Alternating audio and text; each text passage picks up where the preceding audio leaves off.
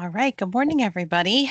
I anticipate we'll have some more joining, but we'll get started at the very least. So happy very end of October here. I don't know how it is over there, but it is very dark, gloomy, and rainy where I'm at. But nonetheless, we're here, and I cannot even believe it, but it is our last webinar of 2025. Not sure how that happened so quickly, but thank you, everybody, for giving some time today and joining from your agency. We are wanting to welcome a special group that may be brand new to our quarterly webinars. So Magellan, as of 11/1, will be overseeing Somerset Bedford counties. So we did extend an invitation to those providers for IBHS to start attending as of today. So some of them are the same or familiar with them from Cambria County as well, but some we might have some new people from the agencies or a few new agencies. So welcome everybody that hasn't been here before. This is our quarterly IBHS webinar with all of our Magellan IBHS network providers. So welcome aboard. Here's our agenda for today. Pretty standard for us. I'll start with some state updates, network updates. We added a BCBA clinical corner with our current BCBA and provider spotlight, which I'm excited about. Checking in and reviewing on the updated TARS to check in on that. Some clinical updates, reminders, some quick, sorry. Can everyone make sure they're muted? That'd be great. Check in on some online authorizations and talk about some upcoming trainings, resources, etc. And of course, time for questions as well. So that's our standard agenda for today. Not many state updates. I think we may have had maybe two, maybe only one meeting since our last quarterly webinar as the state and the MCOs meet pretty regularly, but a little less often as we used to now that IBHS is fully implemented. So one of the things that came up, which isn't new, I'll preface that, but when I heard it, I was like, yeah, that question still comes up. So I'll just remind and put it out there as far as where Magellan stands. So the state clarified and Magellan is on the same page with that as far as we don't require any mobile therapist working with a member who has an autism diagnosis to be licensed. I know that applies to the behavior consultant role. But that is not the expectation. We kind of aligned with OMSAS on that. So wanted to make sure people were aware of that because I feel like every, 3 to 6 months we get that question. So figured I'd put that out there as an official statement. And then I have had this on here for a bit, although I feel like I've shared this in the last quarter with a few providers. So I thought, let me keep this on here because we continue to hear about some challenges with primary insurances and Medicaid secondary members having issues with getting proper paperwork, getting information from primaries, all of which is impacting or can impact the service delivery, etc. So when we've discussed this, as honestly as the MCOs and the state together have talked at our meetings, this was what the state had offered. I think they do meet somewhat regularly with the insurance bureaus, and they do talk about whether there's some tracking and complaints that are filed. So I know I think a few providers have utilized this in the past and do think that this is something that I don't know. Again, keep me in the loop. I'm happy to partner as best as we can to help try to resolve something as much as we can do. But this has been one of the things that has been offered by the state from us. So leaving this out there for some options for those members with that unique needs and barriers that some providers are still continuing to hit as far as being able to deliver services. And that's it from the OMSAS updates. Again, not that much of new developments that we've received word on or have come up in our conversations. So I will pass it on to Crystal for some network updates. Thanks, Kristen. Good morning, everybody. Just to go over a couple network slides that we have here. This will kind of be the same thing that it's usually been, but it'll be good for the new counties to be able to get an idea of our network team. So here is a list of our network team here. It's our manager, Mitch, and then our network manager specialists by county. Now that we have Bedford Somerset, we can update. Alicia Gorzelski down here, who used previously our claims resolution specialist, is now working as a provider relations specialist for Bedford and Somerset. Next slide, please. Billing usual and customary. So when submitting claims, if we can start using usual and customary charges versus your contracted amount, it's important because when a rate increase is provided, they're usually effective prior to the rates being loaded into our system. So if you are billing your contracted amount and we have to adjust those payments, if the billed amount is not high enough, we're unable to go back and reprocess those claims that are already in our system. So in the event that you are not billing high enough, we would have to have providers then resubmit those claims at a higher billed amount so we're able to reprocess. So moving forward, if we can bill with usual and customary versus contracted amount. Next slide. Some billing reminders. We still are seeing some claims come in with members' home address. So just a reminder, no need to bill the member's home address or any location that's not listed on your contract or fee schedule. On your fee schedule, you will see it spelled out which is the rendering service that you are allowed to bill out of. Auth codes can differ from what's listed on your fee schedule, so you want to make sure that you're billing with those as well, and in the correct order. For any corrected claims, it's required to resubmit with the original claim number listed on the claim. And then for Act 62 members, claims do need to go through the primary payer first before submitting to Medicaid, who is the payer of last resort. Oops, we might need to go back one. Claims resolution. Claims that providers feel that were denied incorrectly or have questions about a denied claim, these are considered claim inquiries. And if you have one of those, you should contact your provider service line to speak to a customer service associate. If necessary, they'll review the claim with you right over the phone, and customer service will be able to submit what's called a service request or an SRA to our claims resolution team for further investigation. Those claims are usually looked at and fixed within 24 to 48 hours.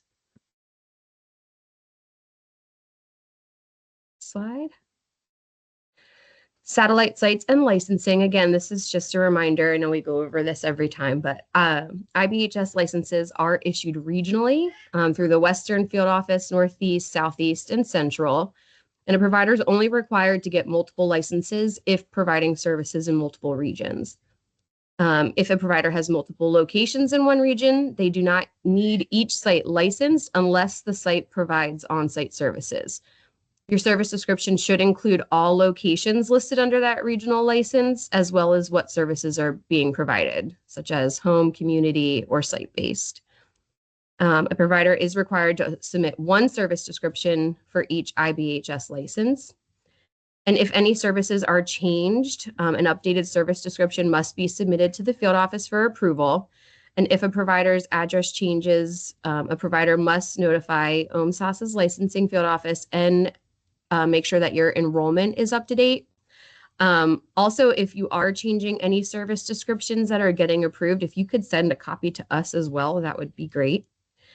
And again, just to note that not all locations do require MA enrollment. The only services that do require MA enrollment is if they're provided face-to-face on site at your location that you plan to be billing out of.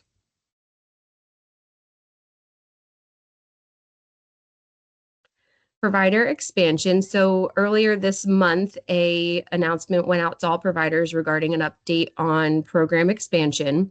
So Magellan does continue to evaluate network for adequacy and geographic needs. We are continually looking to finalize decisions with our counties, and decisions will be individualized. When opportunities do arise for any type of rate adjustments or network expansion, we will plan on reaching out to those impacted providers directly. So again, if you have any questions, you can just look at that announcement that was sent out earlier this month.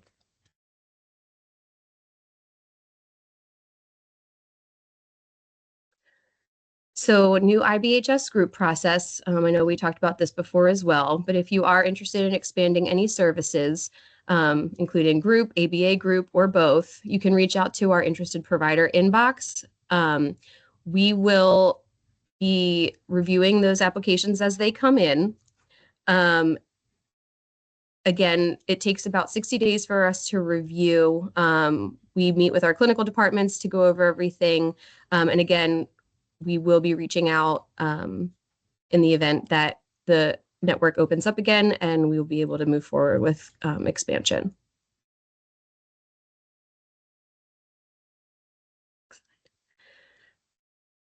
Provider expansion or changes. So if your agency is moving, looking to add anything, wanting to begin one-to-one services, or anything additional, again, reach out to that interested provider inbox.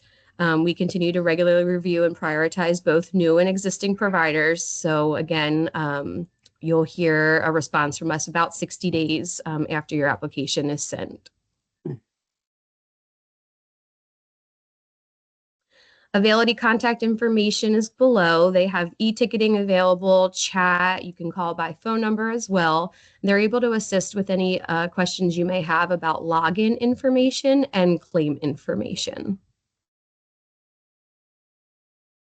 Just a couple network reminders. Magellan credentialing is updated every 3 years. So providers are usually notified about 6 months prior to your recredentialing date by our cred team. Please make sure that your contact information is updated on the provider website to make sure those applications are going to the correct person.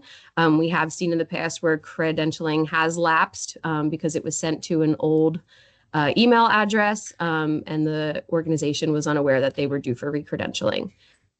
Medicaid enrollment is also due for revalidation every 5 years. This revalidation date can be found directly on that Promise website. Providers are encouraged to review this date, and providers are the ones that are responsible to make sure you revalidate. Again, if you are enrolling this without active enrollment, it can affect claims and reimbursement because we do need to have providers with active MA enrollment.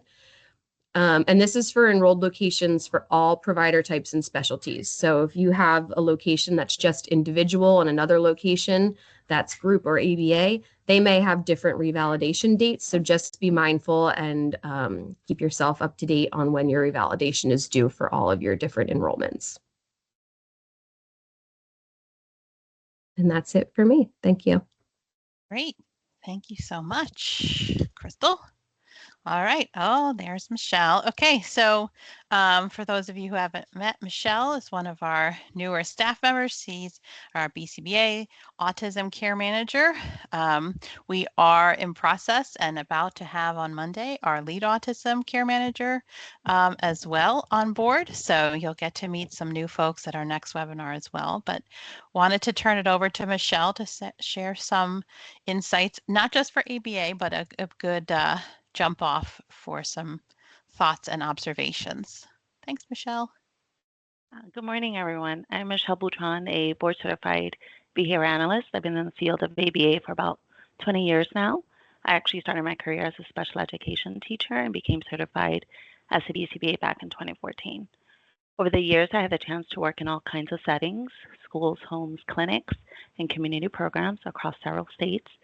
Those experiences have really shaped the way I think about supporting both learners and teams. I recently joined the IBHS team, and I'm glad to be here with you all today. So this morning, we're going to talk about some practical ways to strengthen your treatment plans, especially when it comes to identifying and teaching functionally equivalent replacement behaviors. I'm excited to share some insights, examples, and strategies you can start using in your daily practice. Oh, they already started the next slide, so here we go. So, all right, what are verbs and why they matter?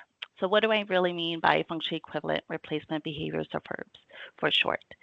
These are basically pro-social behaviors that we teach to serve the same exact purpose as the challenging behavior we're trying to reduce.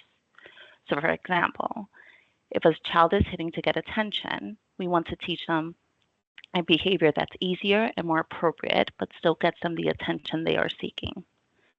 Now, the key to make an affirm effective are a few simple design rules. First, the replacement behavior has to be easier, or at least as easy as the problem behavior. It also needs to be something that we can teach directly and reinforce consistently so that the individual can actually learn it.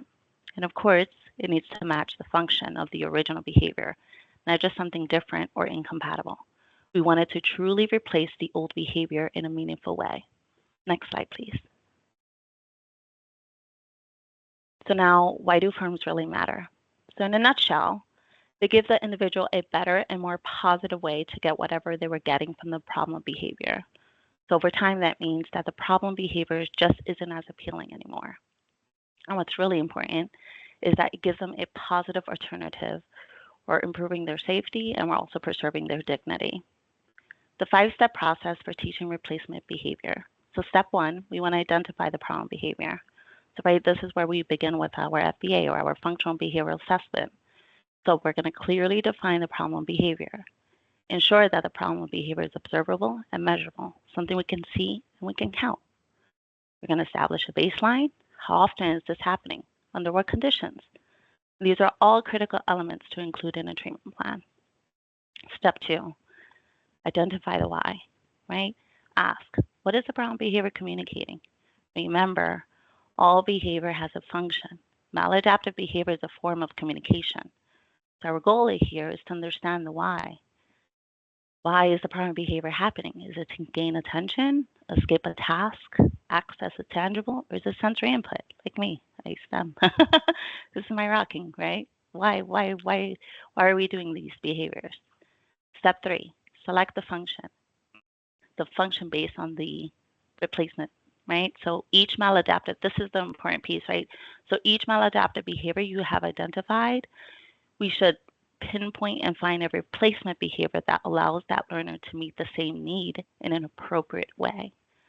So let's go back to that example of that child hitting. So if the learner is hitting to gain attention, let's teach them a simpler and more effective behavior that serves the same purpose. So they could tap up here on the shoulder, tap the adult on the shoulder, right? They could use their AEC device and teach them to say, let's play. Step 4, we want to teach. We're going to focus on skill building, not just behavior reduction. Ask, what other skills might this learner be missing? Right? This is where it's important to have that holistic approach. We should be addressing communication, sharing, turn-taking, social interactions. And we also want to remember that we need to meet the member where they are and provide more and provide behavior-specific praise. So such as, wow, nice job asking to play. Step 5, reinforce those replacement behaviors. Provide consistent reinforcement for the desired replacement behavior, and try to offer little to no attention for that maladaptive behavior when it's safe and appropriate. And we also want to create frequent opportunities to teach and reinforce the new skill in a natural setting. Next slide, please. So here are some examples of problem behaviors, its function, a possible firm, and what's not a firm.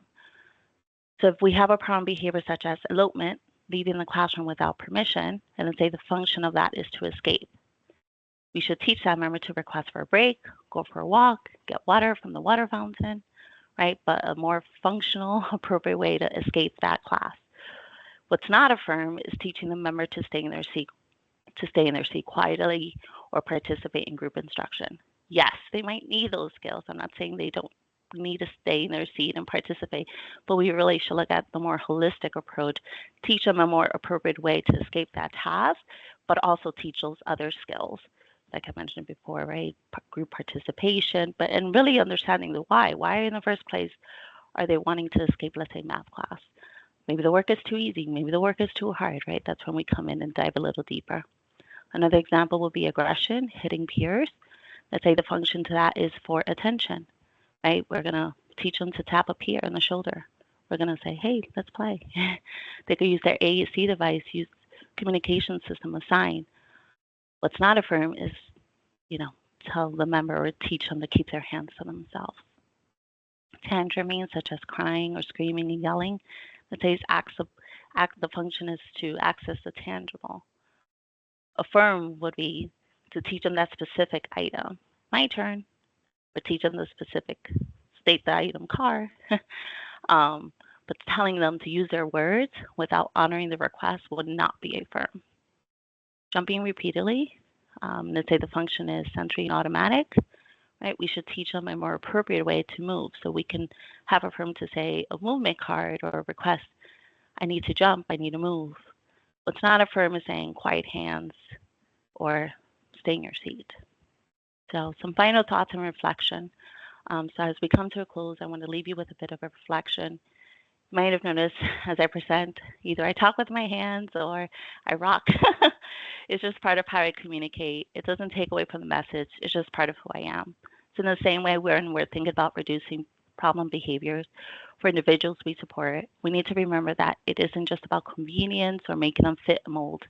It's about focusing what truly improves their quality of life and respects their autonomy. So as you go forward, I encourage you all to think about the bigger picture and really consider the member's perspective and select any behavior for reduction. Thank you again for your time and attention. Any questions?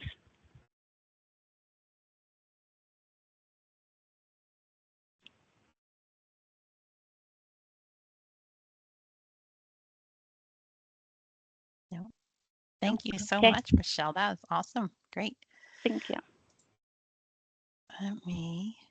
And it very nicely segues into our provider spotlight for this quarter. We asked Attain Bright Beginnings to come and share a little bit about how they, what their clinical expectations are, how they ensure, teach their staff what the expectations are as an agency, and how they carry that through. All the way to the plan that gets submitted to us and the oversight behind that. So they have some interesting things to share related to that. So I will turn it over to them. Thank you so much, Amy and Haley, for coming. Hi, good morning. You're welcome. Let me get my screen share.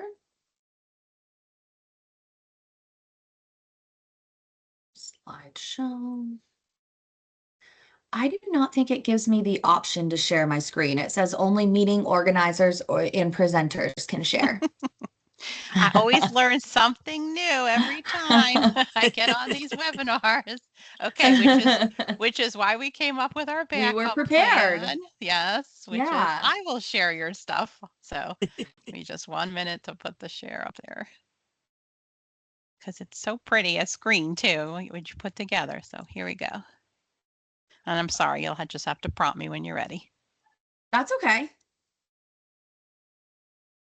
Perfect. So you can definitely go to the next slide now. Okay, to go off of the previous conversation, we're going to speak a little bit about our clinical expectations and then talk about how we structure our goals across our team and the review process that we use to make sure that our clinicians are writing and developing quality treatment plans. And then we'll wrap up with just discussing like how we train our new clinicians to meet our clinical quality expectation. So you can go to the next slide. Wonderful. So with clinical expectation at Attain ABA, our clinical expectation is to most appropriately support each individual client targeting socially significant behaviors through a holistic approach that takes into account all medically necessary behaviors and skills. We're really working with our clinicians to focus on that medically necessary piece. So that has been a huge focus point over the last couple months in our trainings.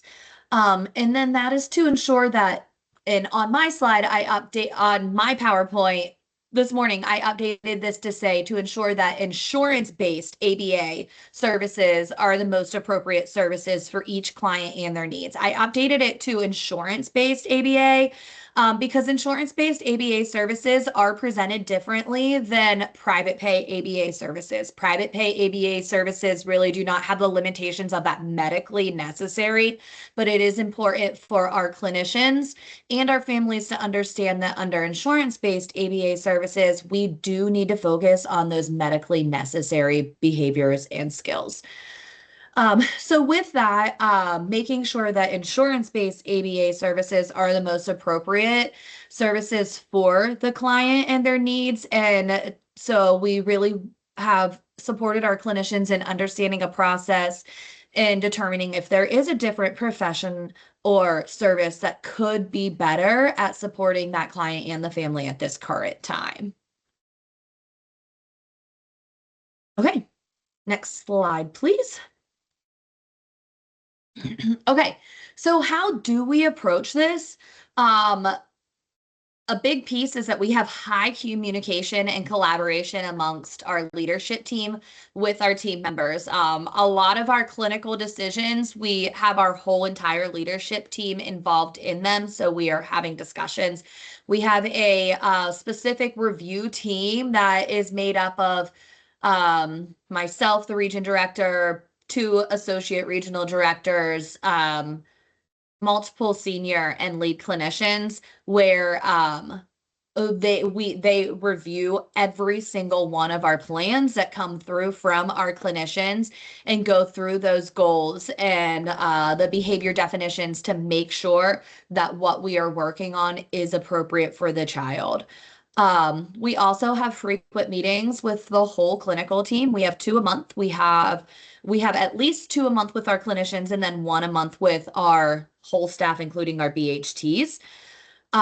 So we do have one of our clinical meetings is our group supervision for our clinicians, and it's broken down into smaller groups. And then our second clinical meeting is a whole group of all of our clinicians where we typically dive in to that clinical quality quite deeply. I know most Haley and I both are going to just show a couple slides that we recently reviewed with our team and trained our team on. And then the last few months during that second clinical meeting, we have been pulling random graphs from one of our clients, taking away the personal information and just pulling up the graph and the goal that goes with the graph and just discussing what we see with that to help our clinicians gain a better understanding and ability of being able to not only write quality goals and but also be able to analyze the data for those quality goals to adjust them as needed. So we've really been working on helping our team build that skill set that really, I feel like, is not taught in a quality level in most grad programs. And then how do we ensure that expectations are being met? Again, by providing support so that there is a consistency across the leadership team members. Every week, my leadership team meets on Fridays early in the morning, where we have just a reviewer meeting. We have it broken down into 30-minute chunks of like the big parts of our leadership team. And one of them is like the reviewing ITPs and that clinical quality. And we spend a chunk of time specifically talking about our reviews and what we are expecting from our clinicians, and if there's any questions or concerns, and we make sure we're all really on the same page.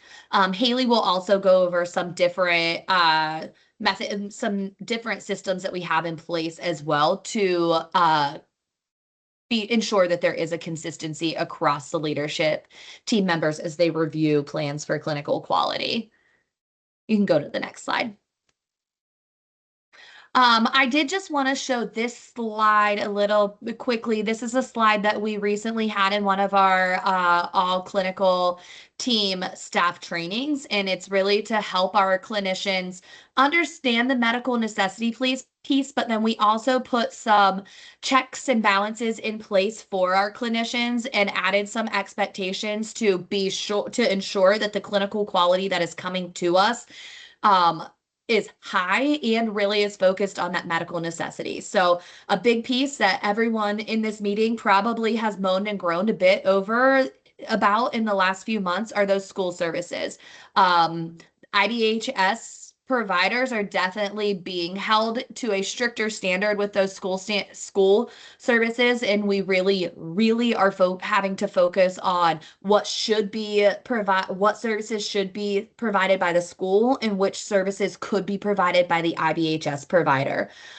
So how we've really been teaching our staff about that right now is if a child requires services only in the school setting, it is most likely a school environment barrier, not a medical barrier, or like not a medical necessity. Because if the kiddo is able to maintain or access a skill outside of school, that shows that that skill is in their repertoire. So there's something missing in the school environment to help them access that. Another layer of checks and balances that we have put in place is we now have what we call high auth reviews. If a kiddo is looking at more than 20 hours a week of services during an authorization period, we now have another higher level of review that only my associate regional directors are able to do for that ITP. So we are looking in deeper to make sure that we feel that that level of service is necessary at this point, or if we need to adjust what goals we're working on or how we're working on goals, rather than increasing those hours. We also have added a little bit of an extra step for our clinicians that if we are requesting more than 15 hours of services in a single setting, so more than 15 hours of services in the school setting, home, or community, wherever, we are requiring at least 2 observations in that specific setting at different days and times, so we can get a better understanding of what is happening in the broad range of that setting rather than just one single couple hour time frame. We've also talked with our clinicians that observations need to show the need for our services. So if behaviors are not happening when we are present, we need to adjust our schedule and titrate our services out due to services not being effective. So with that, if we're doing an observation and we're not seeing the behaviors during that observation, we need to make sure that we are getting observations at different times as well, to try to defend and show that there is actually a medical necessity for our services. And then we also have been really working with our clinicians on understanding that titration plans should be updated if progress is not occurring or behaviors are not being seen in sessions. So progress not occurring or not happening during sessions, we need to really look at that as our services are not being effective then. So we either need to change services or we need to start pulling ourselves out a little bit and hopefully finding a service that is more appropriate and more effective for the kiddo. So with that, we now have our clinicians understanding that if progress is not being shown, we need to shorten our authorization requests.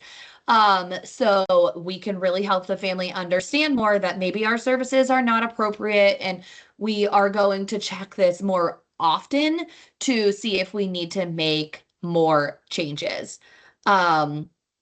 And then another step that we've put into place just to make sure that we are meeting the medical necessity piece is that all of our clients, no matter where they are getting services, even if all of their BT hours are in the school setting, we do require all of our cases to at least have BC hours in the home setting to help transfer our skills to the family. Okay, next slide. And I am going to pass it on to Haley with this one. Great. So when we are structuring our ITP goals, in order to choose the goals that we're using, we use a good balance of our indirect and direct assessments. So we make sure that our clinicians aren't using the exact same indirect assessment and direct assessment for each of their kiddos. Like I know we've got some that we've had to kind of shape away from doing the VB map as a skills assessment with every single one of their clients, even if they don't necessarily have communication deficits. So we look at them choosing appropriate indirect assessments. The majority of them do use the interview structure. We have quite a few that also do the MAS and QABF, just for a few examples. And then we make sure that our FBAs are encompassing all of the reported behaviors. So whatever is given to us from those interviews, we are making sure that we're observing for those during the direct observations. And as Amy said, our direct observations should be detailed and show the need for our services within each of those targeted locations. So our observations section is broken down into homeschool and community. And we require that we have observations across settings. And if we're requesting hours in those settings, we are providing the justification for the services through those observations that we're seeing. And then we want to make sure that our goals are based off of written information that is gathered from each of these settings and from the FBA and the results of that. So something that we do a bit differently at Attain is that within our treatment plan goals, we split those into 4 different domains. So we have our behavior reduction goals, and then we have 3 sections of skill acquisition goals, which are communication, social skills, and functional skills. So when we're looking at our behavior reduction goals, this goes back to what Michelle was talking about. We have to make sure that when we've got a behavior reduction goal, we've got a skill acquisition goal that directly targets the function of what that behavior reduction goal is trying to reduce. So she had given quite a few really, really great examples. But, you know, if we've got a tantrum goal, we're making sure that we've got some kind of coping skills or demanding for attention if it's an attention seeking function. And then we have recently made a lot of updates to our treatment plan. We kind of revamped the entire thing. And as our review team is working, and we've passed this out now to all of our clinicians, it's called a specifics document, and it's got screenshots of every single portion of our treatment plan, the information that needs to go into that section. And then it also has some detailed other pieces, just explaining, giving some examples. And the reason that we've done that is, number one, for consistency across our reviews, and we'll get into that next. But we noticed that a lot of our reviewers were looking into plans and giving different feedback based on who the reviewer was. And we wanted to maintain consistency, that no matter who on our review team looked at a plan, the same feedback was being given. And we also wanted to make sure that our clinicians know the expectations that we have going into the review process, so that they are able to pull up this document, know that these detailed pieces are going to be looked at. So they should really be doing a check of their treatment plan before it comes to us, to make sure that all of those pieces are being hit on within their plan. You can go to the next slide.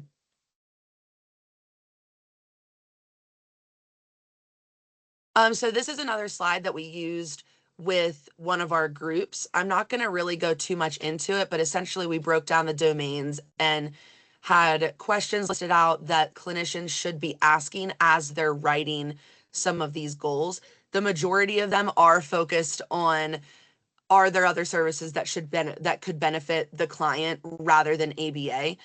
Because we tend to feel like we are the end all be all, and we have those skills that touch into every piece, but there's also other professionals who are solely trained in those areas. So if we've got a kiddo that isn't currently having speech services, but they're nonverbal, we should be getting them set up with a speech therapist rather than us trying to take on that role ourselves. Next slide. So our ITP process, it should say ITP review process also. So our first step is that the clinicians will complete their plan and they will submit it to their reviewer. We have a whole timeline that they are required to follow so that we can make sure that we've got time for all of these check pieces that we tend to do. So our reviewer will thoroughly go through the plan. They will provide feedback and needed edits. We use Central Reach. So our reviewers will go into the treatment plan and directly they'll choose a highlighted color, and throughout the entire plan, they'll write all of their notes in the same highlighting so that the clinician can go back through, find all of the highlighted pieces and make their edits within those sections.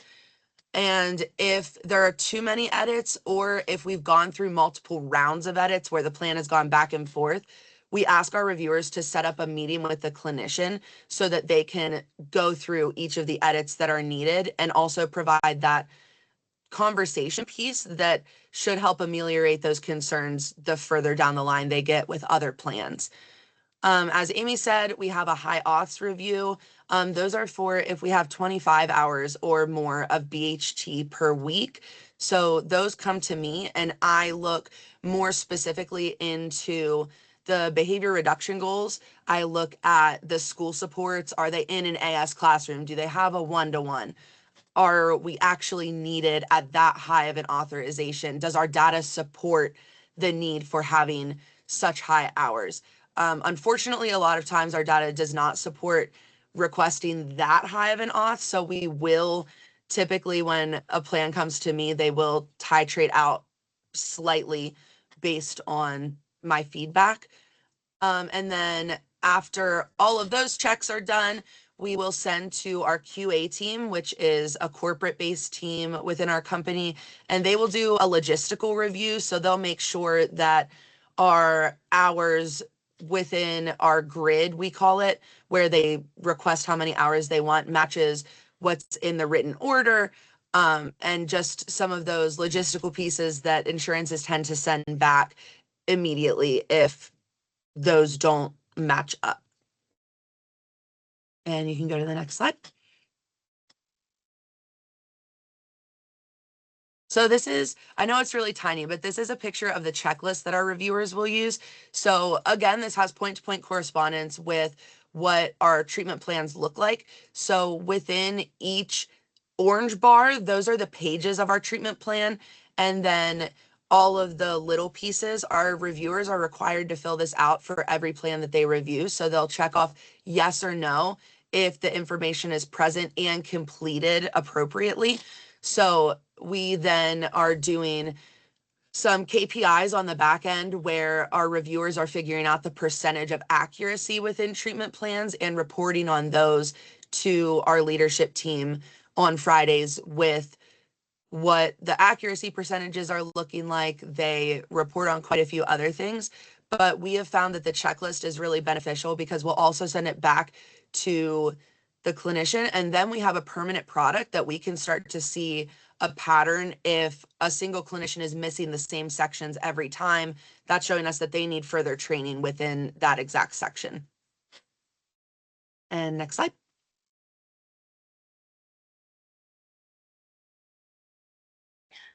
Okay, so just to quickly kind of wrap up, like we talked a lot about our expectations of our clinicians as they come in. So I just wanted to wrap up with like how we get our clinicians to where we want them to be with this ITP process. So no matter the level of our new clinicians that are onboarded, BCBA, BCABA, in the field for 1 year, in the field for 20 years, all of our clinicians go through our mentorship program, which is a 12-week program where they are assigned to a mentor BCBA, and we have a very like written out program of steps for each of our new clinicians to go through where they work with our mentors. The goal of mentorship is connect clinicians with the leadership team members for support and other clinicians onboarding at the same time to kind of build a team of support and collaboration. Familiarize clinicians with Attain's different teams and how to interact with them. Learn how Attain completes ITPs, provides services, and supports clients and their families, and sets up clinicians for success in meeting Attain's expectation. So with our new clinicians, for their first treatment plan that they are writing, like for their first initial assessment, we have multiple checkpoints with their mentor. One is the day before they go out to that initial assessment meeting where they work with their mentor to go through the diagnostic report and the written order, to really get to know the kiddo and to get any information from that. And then we have a document for questions that should be asked during that initial meeting with the family. We kind of go through that and highlight what questions still need to be asked, what information we need to get, and how we can collect that information. And then we typically meet with the clinician 2 or 3 days after that initial meeting to organize the information they got during the initial meeting and just kind of set them up for what they need to do next. So that first assessment that they are completing, we really do walk them through that first one in hopes that going forward they're able to follow that process that we supported them with in great depth in a shadowing setting, ongoing. So yeah, next slide. Are there any questions for Haley or myself? You should be able to come off mute if you have a question, or you can type it in the chat. If not, our next slide in the PowerPoint does have Haley and my contact information, and anyone can definitely reach out to us via email if you have any questions or want to discuss or see some of our support systems that we have in place. Definitely feel free to reach out.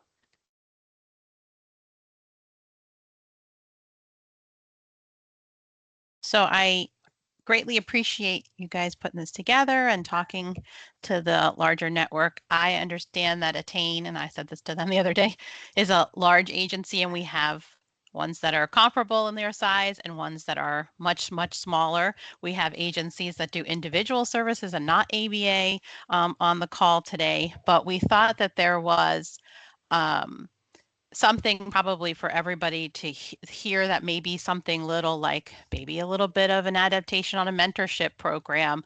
And I think a couple other agencies might have things like that as well. Just how that oversight goes, or setting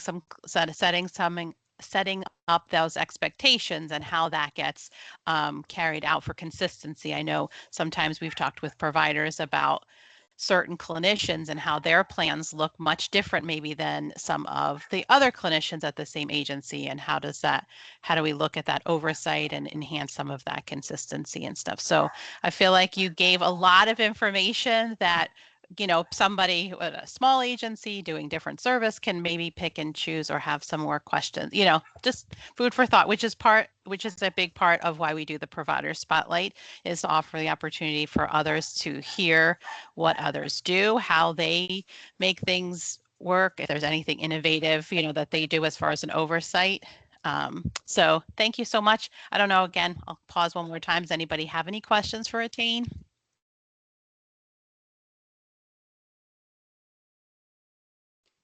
Okay, I'm going to stop share, reshare. If anyone has questions, they can certainly feel free. Thank you again, ladies.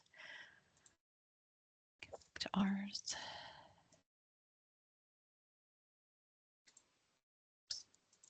Hang on.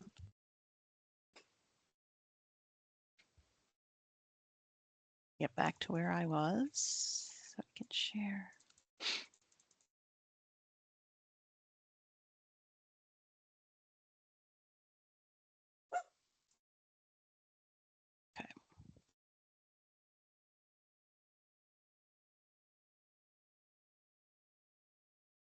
All right. So just wanted to sort of check in. Hopefully nobody can hear my little doggy, who's very upset that the garbage trucks are coming through this morning and has decided to move into the office to yell at me. So updated TARS, again, we rolled this out at the beginning of the month. From the team's perspective, it sounds like people have figured out most of it. I just wanted to kind of touch base, highlight a few things, and offer some opportunity for any additional clarifications. Which TARs were updated? So technically anything related to the ones related to individual services requests, ABA group services, ABA group services. So we did get a few questions after the fact of like, did the initial registration assessment TAR change? No, that's still the same one. It's still the one that's still posted. There's nothing different there. A few of our nuance programs, nothing changed on those except for the, the ones that we just called out there. And again, we had talked a little bit, and we'll talk about a little bit why like some of the changes happened. So therefore it didn't make sense that anything needed to change on the initial assessment, for instance. So two major places that these are posted for you, one on the standard Magellan of PA IBHS webpage that hopefully everybody has bookmarked, because at the top there are a few of our forms up there. So those were updated there, as well as the general forms, which have all the forms, all levels of care type thing on there, that the updated TARs are listed there. Please make sure that you're looking in that lower right-hand corner, which talks about when it was revised. My understanding, and again, I sent a little email out to hopefully permeated throughout, because there was some version that the BHT boxes had a lot of individualized boxes that shouldn't have been. And if you are looking at the 11.1, you will see it in the manner that it was designed to be. And so hopefully it clears up some of the confusion that was caused as well. Also want to remind you, as part of when we updated our TARs, we also released this form, which at this point is not a requirement. It's an optional thing, but it's here to help. I know some providers have their own sort of fidelity checklist, but this is also maybe for newer staff or staff that have trouble, consistently knowing what to send in their packets, or auth people that are separate from maybe the clinical people. So this is posted again on that IBHS provider webpage. I only have one of the pages on here, but the green highlight section is the name, which also correlates to what is on the TAR as far as what is the request that you're putting in. It is an initial request packet, an initial assessment, the pre-service request or an initial assessment, concurrence, change of packet, a stop-start packet. There's so many options that sometimes it takes, a good 5 minutes or something to figure out what is in front of a care manager. So this was another way to try to help give everybody the same language, the same talking points, as well as kind of highlight the processes and the paperwork that goes along with it. So if you're on leadership, this is something you may want to keep as part of sort of like a new staff training document, or if somebody maybe struggles with being able to sufficiently submit stuff, this is probably a good resource. Yeah, and I wanted to sort of highlight, there were a couple questions that came in. This is the top of the updated TARs, which again, these are the things I was talking about, the pre-service request concurrent. The wording here should be aligned with the green lines on that checklist. So I think somebody had said, well, what does it mean if it's a data entry request? If you go over, there's kind of several options. That was like the header kind of thing. So take a look at that. That would probably help understand, what am I actually submitting, and mirror the checklist and things that needs to be sent in. This is what the individual and ABA TARs look like now. Again, this part, which I don't even know if you can see my little mouse right now, but this part right here where these boxes are bigger for that BHT and the BHT ABAs, that was designed on purpose, because you don't have we want the total units in there. We just want the one start date and one end date. This blue section where the assessment recommendations, that's where you get into some of those nitty gritties about hours in specific settings and the dates in the specific settings. but the left is in this gray section is definitely more aligns with what your authorization will look at. What's the chunk of units that you would get for this service type? What's the full start and end date? And then the right-hand side kind of draws out the specifics. Again, to help align with the assessment recommendations, everything lines up and makes sense. I did want to point out, and just a couple call outs, check off where the services are being requested. Enter, I kind of just talked about this. Something that came up, which I think, again, is not new, but was noted specifically on the TAR this time, so caused a little questions here. Our standard process is to only go back 2 business days from when it's submission for a start date. So we just wrote that on there. And of course, our end date, Magellan only goes up to a 6-month maximum for their authorizations. Another thing to point out here in the assessment side, which is that right blue side, we're looking at the number of hours per month, what setting it happens in, and obviously BHT is often broken down into different settings, and if it is, we're looking for you to pull that out, pull out the hours per month, as it should be in the assessment, but make it as clear as possible. This checkbox about increase, decrease, new or no change, from pretty much, I mean, you're looking at, let's say more times than not, it's a concurrent request, right? Is what you're requesting now look any different from what you just had with that BHT? So if the BHT is in school now, how many hours does it have? Is that an increase or a decrease in any way from what you're requesting right now? So in this example, 40 hours in the home and community is what they're requesting for this coming authorization, which happens to be 10 hours less than what they had last time. So the checkoff was for decrease because it previously was 50 hours per month. I understand in 6 months that may vary a lot, but right before this auth, what was that number? So maybe you had already had, maybe you had 80 over the summer. So if you're coming in from the summer, then that's the number to go off of. If it's brand new in that setting, then it's brand new. If it's exactly the same, obviously exactly the same.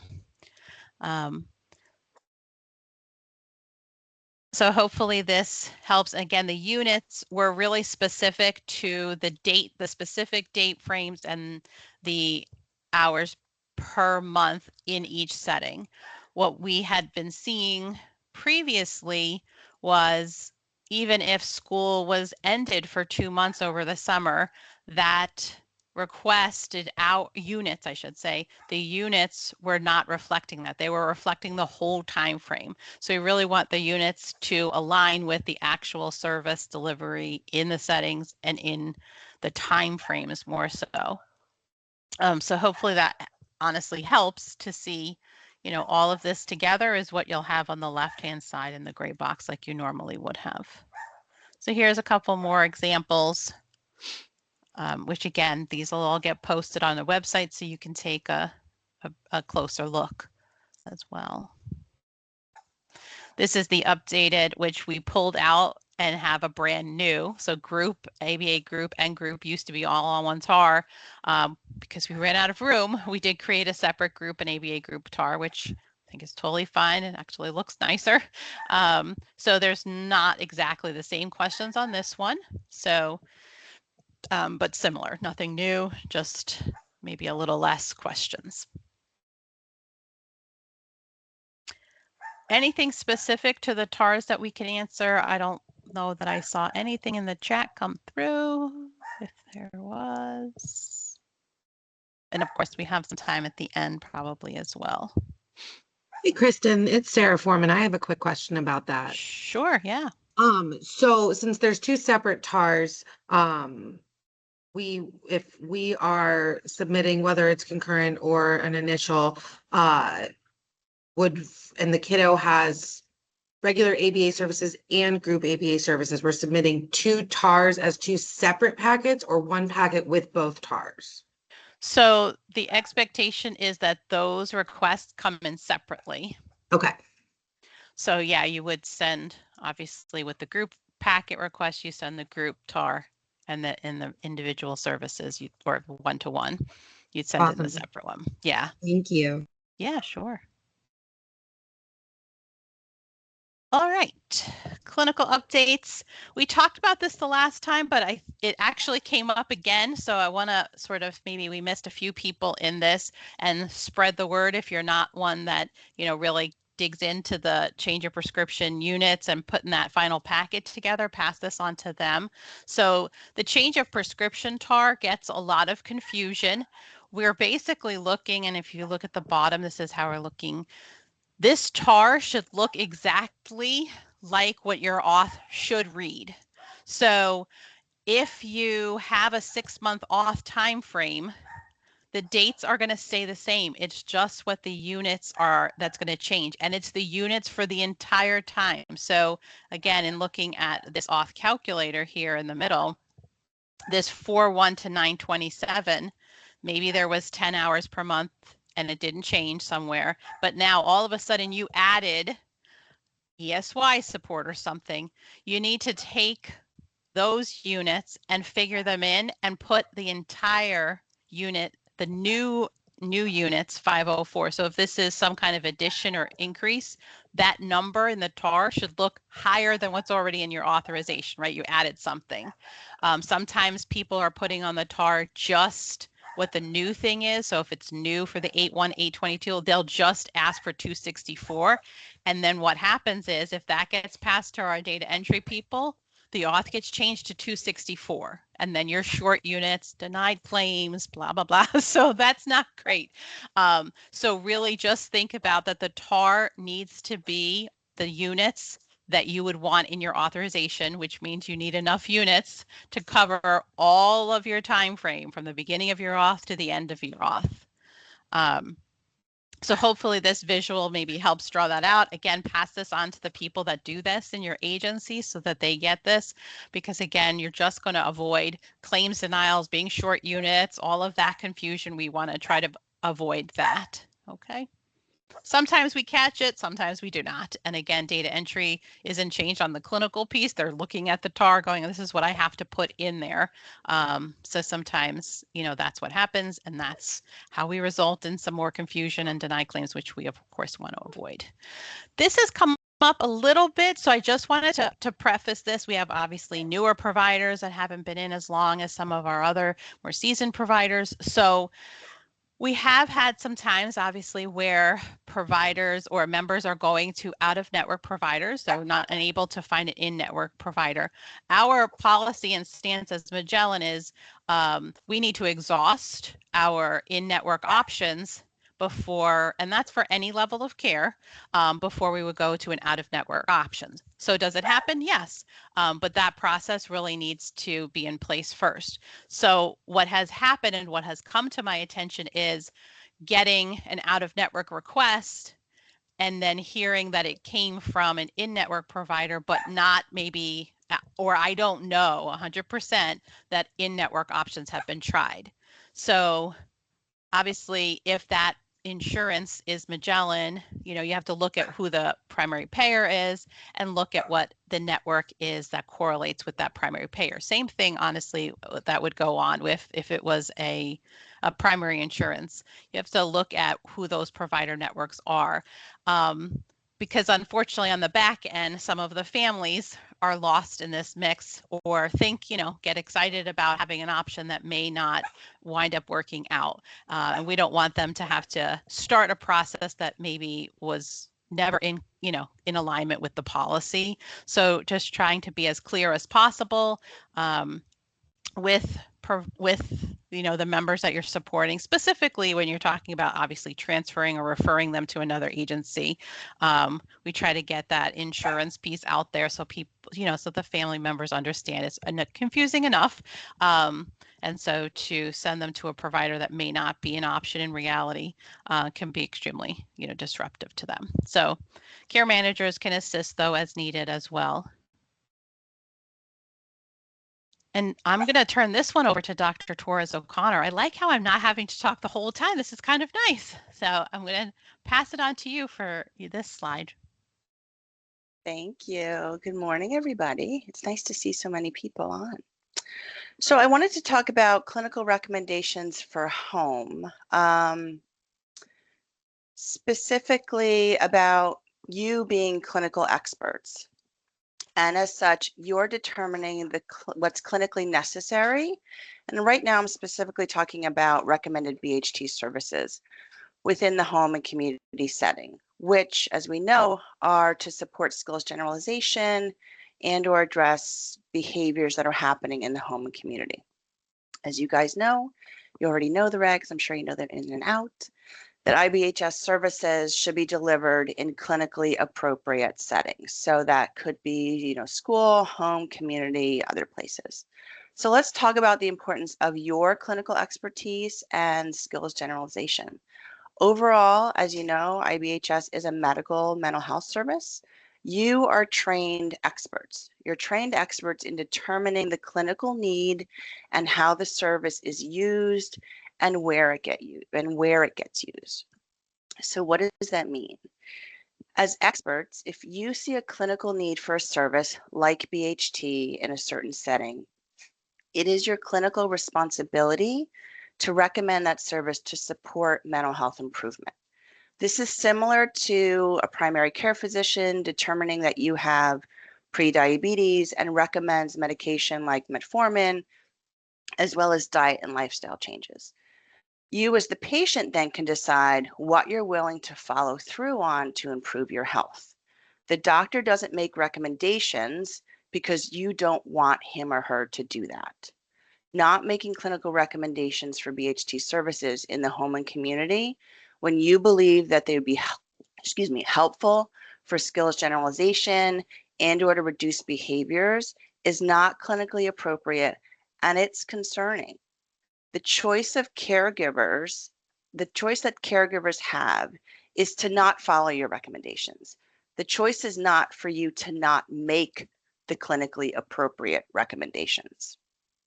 Overall, just as a reminder, IBHS is a train the trainer type of model. So the purpose of IBHS, as you guys already know, just a reminder, it as one of the highest levels of care within the community and school settings is to assess, identify strategies that are effective at reducing behaviors and increasing skills, and support getting the member on the right track and going in the right direction. It's not to get the member to be perfect or close to perfect. When you get them on the right track, when you get them going in the right direction, and you transfer your clinical expertise through skills and strategies to the natural supports, the trajectory of staying on the right path and going in the right direction will continue. It's the law of physics. It's the law of purpose. If you have everybody going in the right direction, using the same strategies consistently, things are going to continue on that path. Then you train the skills and you transfer your expertise to the natural supports within the school, not just the classroom, and home and community settings, which are caregivers. But I also challenge you to think about who else is in a child's caregiving space. A lot of times it's grandparents, aunts and uncles, babysitters, neighbors. Those are a lot of the feedback I've heard in terms of who else provides caregiving support.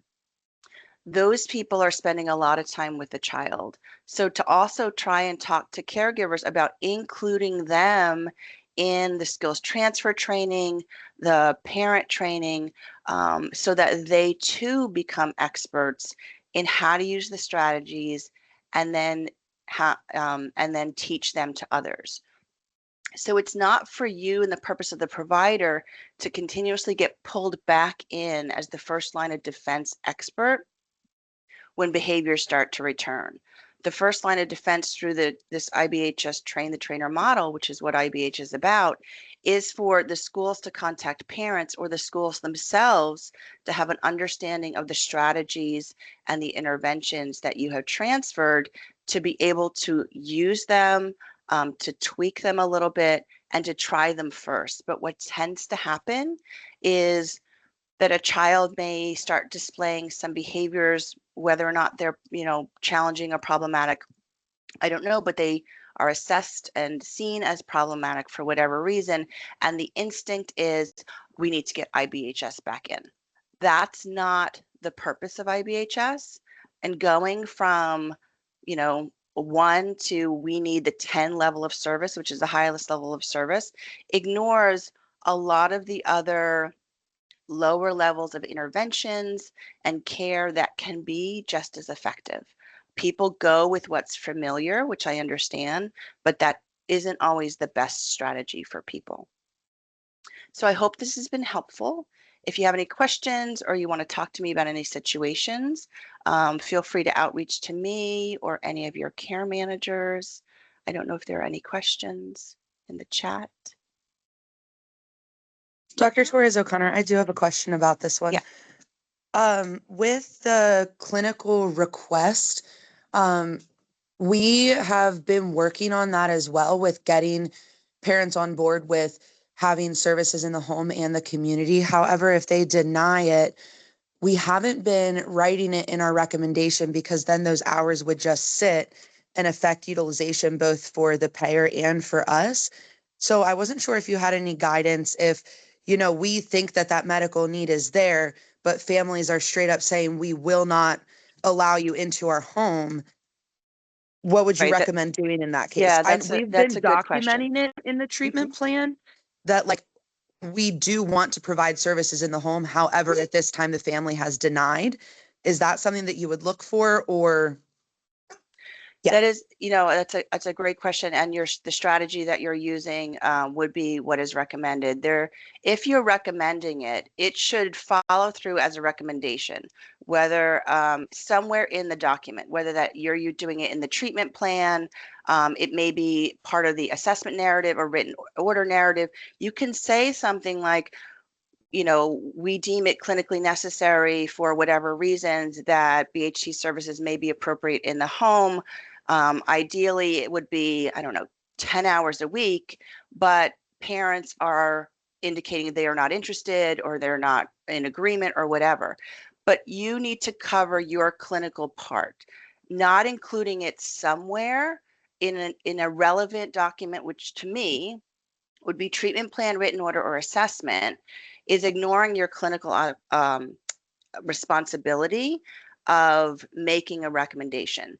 Not asking for it, I understand, because that does impact your units, and I get that, but not having it in a relevant document is concerning. So I think the way that your agency has chosen to approach it in terms of putting that in the treatment plan is going to be helpful because we're going to read that. And we're going to be able to take note of it. What becomes concerning is when that's not noted anywhere. And in an MNC or shaping review, we have that conversation. I know you as providers know what's clinically appropriate, but the fact that it's not in the document, and it's not in the document because the parents don't want it. Those are two separate things. What somebody needs based on your clinical expertise and what parents want, they're two separate elements. And a lot of times they're looked at as the same thing, but this is not a service of choice necessarily. This isn't an a la carte menu. IBHS is a prescripted based on clinical expertise recommendations. It's not a la carte menu of what somebody does or doesn't want to do. Does that make sense? Yes, that's perfect. Thank you for clarifying. Sure. Any other questions? There And as are you guys- some questions, Okay. sorry, in the chat. Just asking if there's any literature citations for anything regarding the importance of generalizing to the home. And then also providing guidelines or MNC criteria that Magellan is using to make determinations for place of service. So if you're talking, if there's issues in terms of behaviors in the home, we're going to be looking at what services are being offered and actually delivered in the home to address behavioral reduction or skills acquisition. I'm sorry, I lost the first part of that question, Ashley. I'm sorry. Sure. So the first one was literature citations for anything regarding the importance of generalizing to the home. Well, the purpose of IBHS is to generalize the skills and strategies to decrease behaviors and increase skill set across settings. Those settings include anywhere somebody is, whether it's school, it's home, it's community. So it's within the purpose of IBHS itself. If, you know, and I think the staff from Aspire, you know, said it very well in their presentation that if services are only being requested at school, you know, how are you going to, you know, be able to transfer what's effective at school to home, especially if home is saying we are having challenges. So the generalization is within the IBHS program and draft in and of itself, to be able to support the development of a child in all the different settings that they're in. Is there another question, Ashley? There was one about MNC criteria. I did link the MNC criteria for Perfect. the website. Thank you for and doing then that. It looks like Jenny also has a question. Yeah, thank you. I just think I have a clarification about the generalization. So, if the clinical team is observing generalization across environments, even though services are not being specifically provided in those environments, would I be correct in assuming that services are not needed in those environments? And if not, I think my question is, what are the literature citations or clinical criteria that Magellan is using to determine that, like, BHT must be provided in home in order for generalization to occur? So if you have if the data is showing that generalization is happening, then clinically you're making the determination that BC services are all that is needed, and that's okay.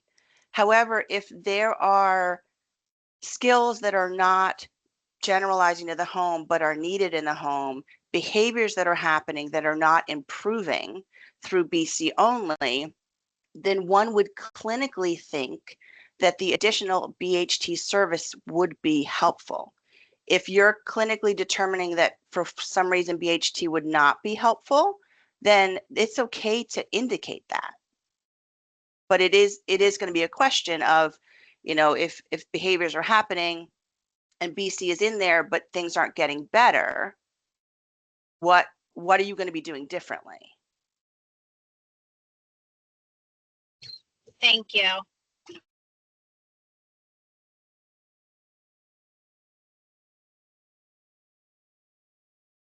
Thank you, everyone. Sure. Thank you. Good conversation. All right. I'm not going to go through everything, but a couple things that still come up related to Availity is the ways that your authorization can be viewed. So really the primary messaging is through Availity and not through that Magellan provider portal, I guess we're calling it. So on Availity, you can search for authorizations either by the auth number, by the member, or you can look under your provider ID or your MIS number and pull all of your authorizations. So there's several good ways, depending on what happens. I know sometimes you have maybe something coming up with the name or something that's coming up differently. So you can search by the auth number or the MIS number, the provider ID. So, and there's still really good resources available with screenshots and stuff on this website. So again, if you have some newer staff, point them to some of these step-by-step guides on this website. I think that's a pretty handy help. So our numbers went up, yay, since the last quarter on concurrence being submitted online. So again, recent random data that I pulled on a specific day, I saw 67% of our providers using what's called an extension, which I know is confusing in our normal world of asking for extensions in authorizations, but this actually means a concurrent. So you're submitting it underneath your basically your line item authorization. Your authorization number doesn't change then. You just keep getting new dates, new units, etc. It takes a lot less time.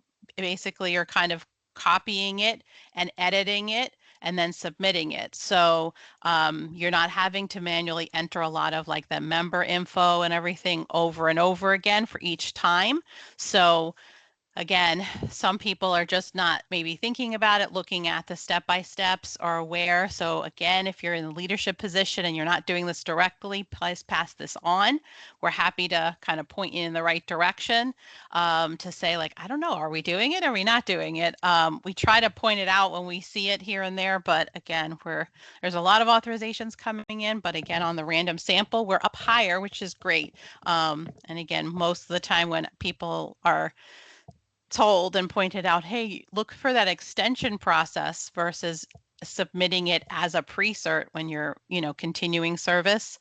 They're like, oh my gosh, this is much faster. I'm going to keep doing it. So we'll continue to try to let you guys know that. But again, if you're leadership, try to ask the question maybe in a team meeting and point them towards these resources to say, hey, take a look. Is this what you're doing?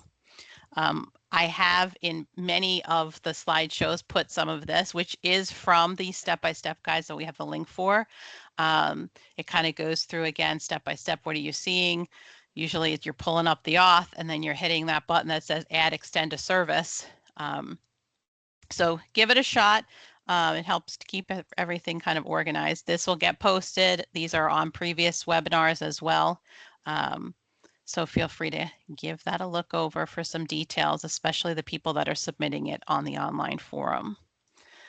Dr. Torres O'Connor has the last of her best practice trainings coming up. There should be a flyer coming out shortly, but if you want to put it on your calendar now, save the date, Thursday, December 1st from 9 to 10 on Zoom. She'll be presenting Kristen, I'm going to stop yes. you. It's December 11th. You had said first by mistake. Oh, okay. Yes. But I was like, oh gosh, is the word wrong? Okay. It's right here on the screen. I said the wrong way. Thank you.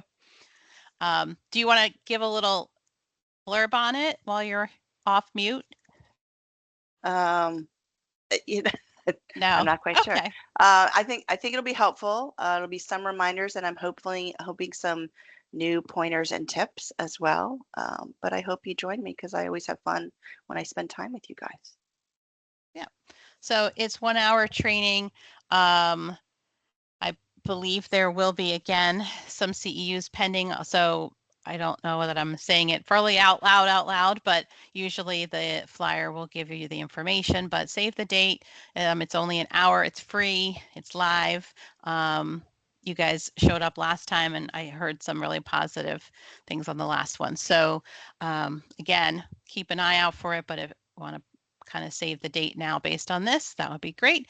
And I know once there is that information, they will put the link at the bottom of the IBHS webpage as well. So if all else fails and you maybe think maybe I missed something, you can always keep checking there to see if there's anything posted there. Again, I like to point out again, as staff come in and out of IBHS world, I know, we do have the Magellan Provider Manual, which IBHS has a nice little section. I really push the boundaries in putting stuff in the Provider Manual, trying to we can't get all the processes in, there's so many, but try to, include a lot of them in. So process, discharge information. I know a lot of times we get questions about the retro process. There's a lot of good information in the Provider Manual, so I put the link in there. So something you may want to bookmark for new staff, especially. There are compliance blasts available on our website, which are always pretty handy to even search if you're looking for something as well. Reminder that there's this IBHS summary video. So if you're, going into a preschool or something that has never worked with IBHS before, or new staff or new families, this it's 5 minutes and 45 seconds, quick overview about what IBHS did. It's posted on our website as well. In a similar lane, we also had a bunch of providers help us develop this caregiver FAQ. So we wanted to kind of keep the video to 5 minutes, but there were a lot of sort of frequently asked questions or myths versus facts that kept coming up, and said, you know, can Magellan kind of support dispelling some of these myths and what our role is? So we put this together. And I've heard some really positive feedback. It's something that has gone over when, you know, you start working with, again, a daycare or school, maybe because it does kind of highlight a little things about what your role is, what staff should not be able to do or shouldn't be doing.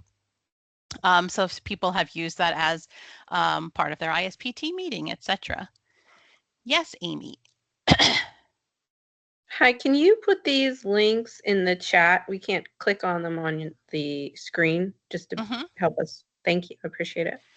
And these, and I don't know, Ashley, if you'll be able to do all of it at one time, but if you could also put in the web page for the provider IBHS web page, because this will get posted as well, and then you should be able to click on it as well. And I think actually that's where the FAQ is anyway, so it'll a one-stop shop there. Thank you, Ashley. She's like Oz for me. She's like the woman behind the scenes. A few people have asked recently about the discharge process. It is an online submission process for IBHS. So, and then it comes in and somebody updates the authorizations and copies and pastes sort of the information into our system. So please make sure you do that so that their authorization kind of becomes realistic. It doesn't look like services are authorized and in place, and you know, when they're actually discharged. It just helps with the communication with families, etc. This again is the helpful online authorization resources, what's available in there.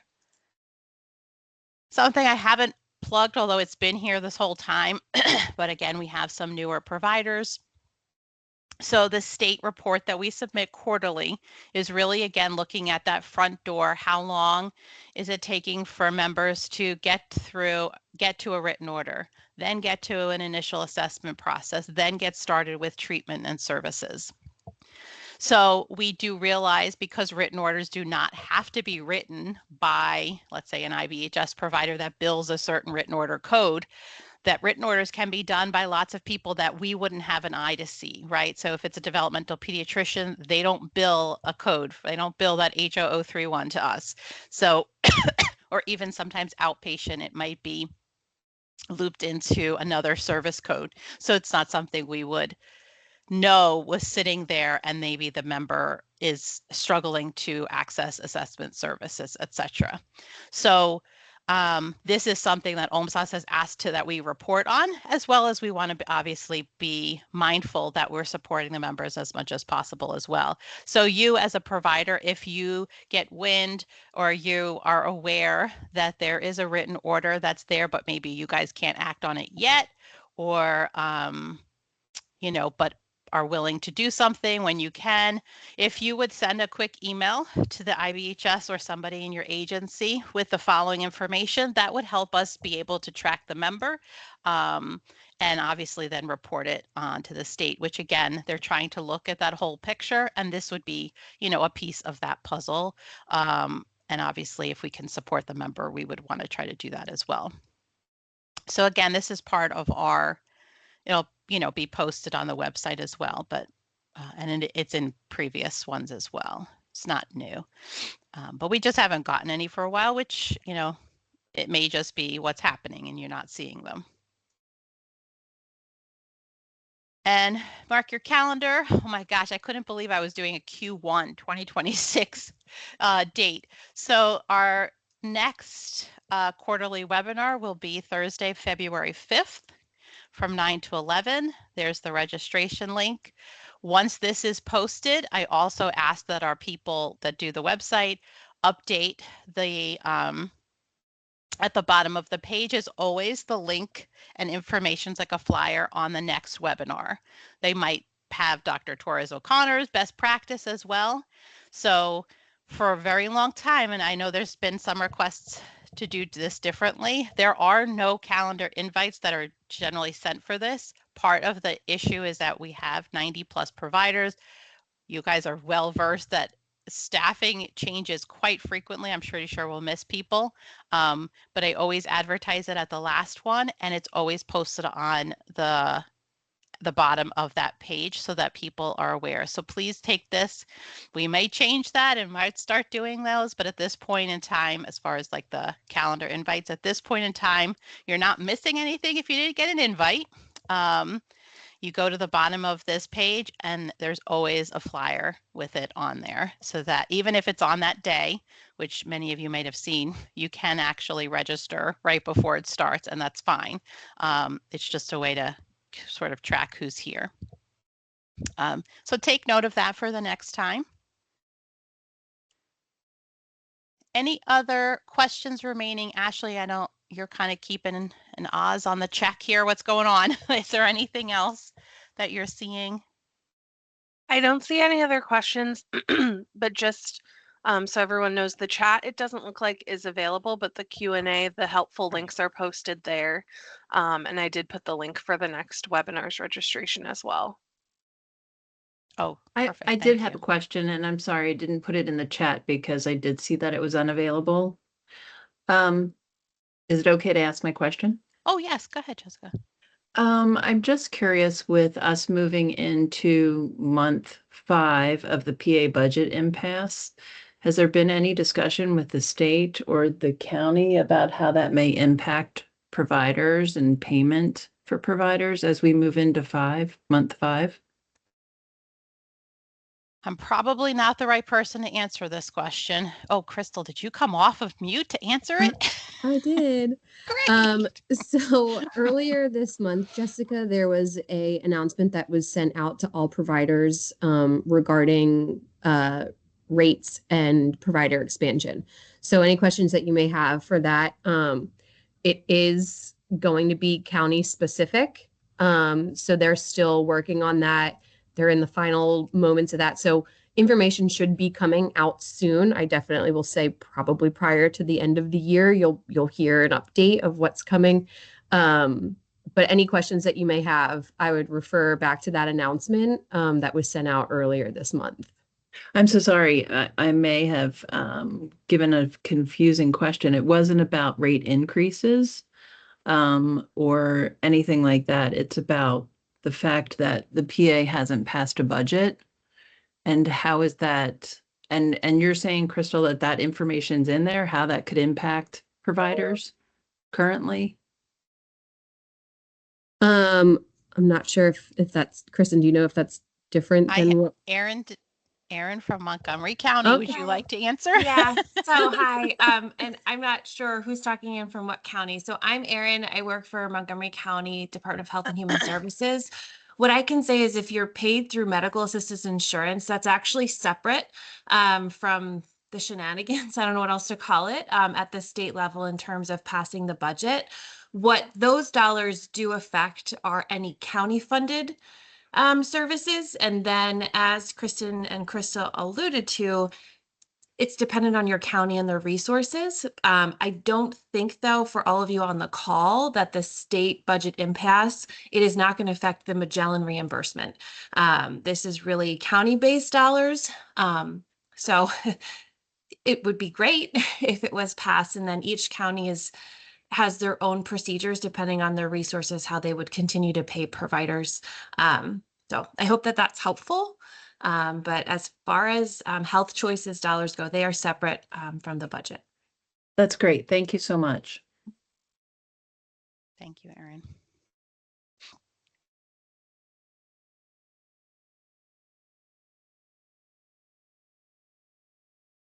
All right. Well, as I've said before, this webinar, the recording, as well as the PowerPoint will get posted. Usually give me 2 to 3 days for me to get the recording out and then pass it on to somebody who does the actual posting. But it will be available shortly.